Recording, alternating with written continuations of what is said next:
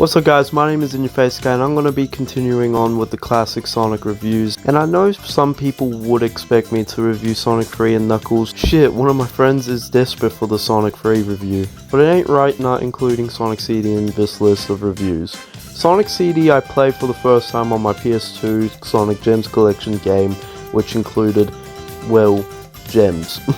And includes the game that I'm reviewing, Sonic CD. And suddenly this wasn't my first classic Sonic I played, the second game was the one I played. To play this without the PlayStation and GameCube, you had to buy the game for the Sega CD. What the fuck is the Sega CD? A Sega CD would let you play CD-ROM games which would be very popular now.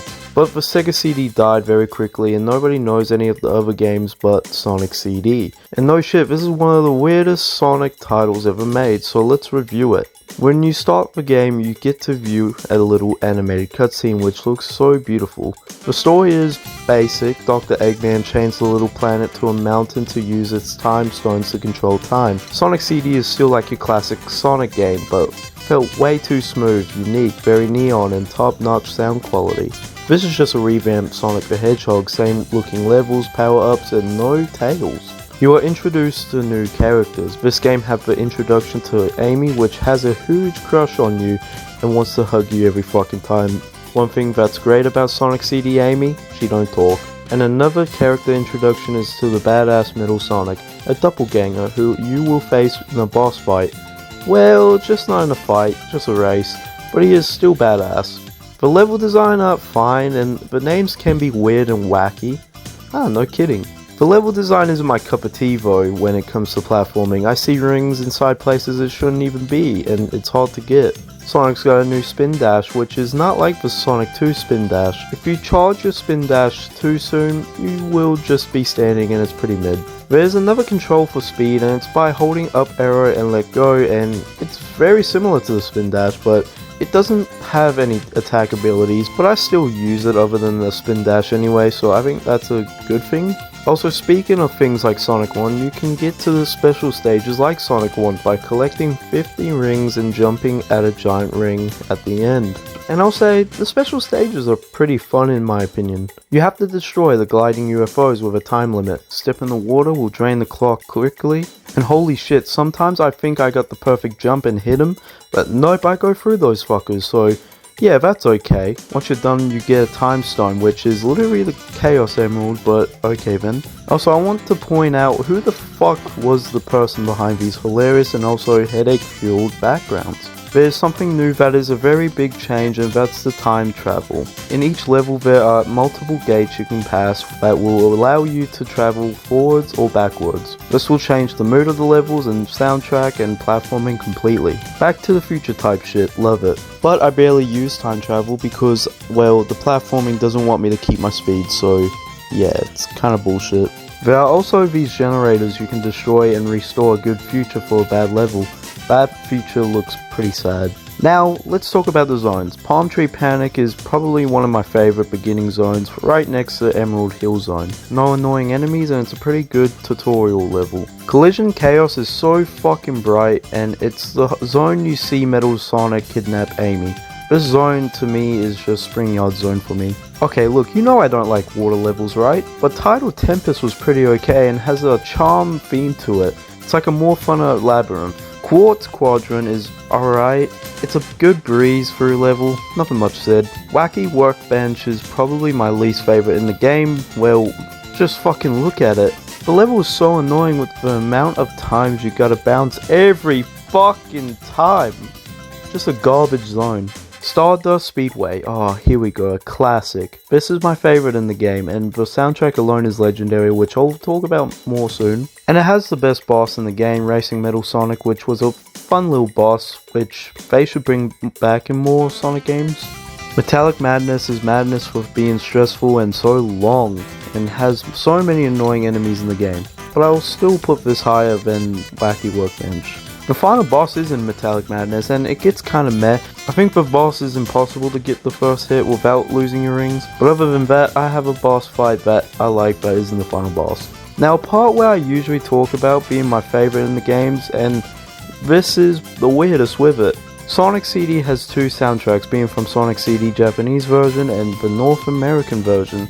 I know the soundtrack can also be changed from the time travel, but I don't really understand why they had to make a different soundtrack for Sonic CD and change them. If I had to pick the versions I liked, it would be the Japanese version. It's more energetic, creative, and fits more and a very good listen. And I'm not bullshitting when I say the Sonic CD is probably my favorite soundtrack in the classic Sonic franchise. I'm deadass, I really think these are fun to listen to and you should really check them out if you want to. And I even fuck with the American version too. I'll play 3 off the Japanese version and 1 off the American version. Here are my favorites.